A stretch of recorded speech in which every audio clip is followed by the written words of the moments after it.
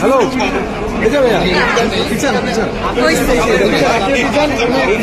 এখন সবাই একটা আসে ডিসেম্বরের 21 তারিখ সম্ভবত আমি আসলে দেখতে আসিও না আমি জানি যে ডিসেম্বরের লাস্ট উইকে আসবে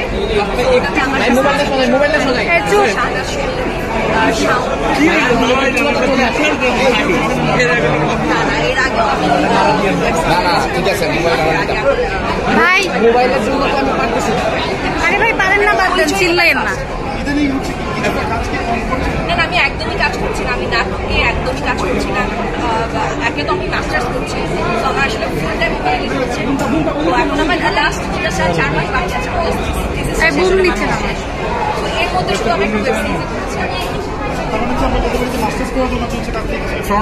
মাস্টার্সের জন্য বিরতি নিয়েছি এবং এখন আসলে আমার কাছে যে ধরনের নাটকের স্ক্রিপ্ট আসে আমার মনে হয় ওই ধরনের স্ক্রিপ্টে কাজ করার জন্য আমি একটু বড় হয়ে গেছি আসলে একটা সময় ছিল যখন এরকম ধরনের নাটক ভালো লাগতো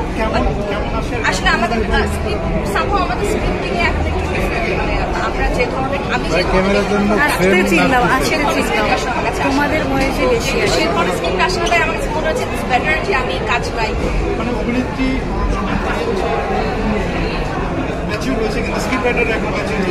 এটা আমি জানি না আসলে দর্শকরা যে ধরনের কাজ পছন্দ করে সবাই তো সেই ধরনের কাজ বানায় তো আমার মনে হয় দর্শকদের পছন্দ আর আমার পছন্দ একটু হালকা মানে ডিফারেন্স চলে এসেছে ভাই আমি জানি না এটা তো আপনাদের উপরে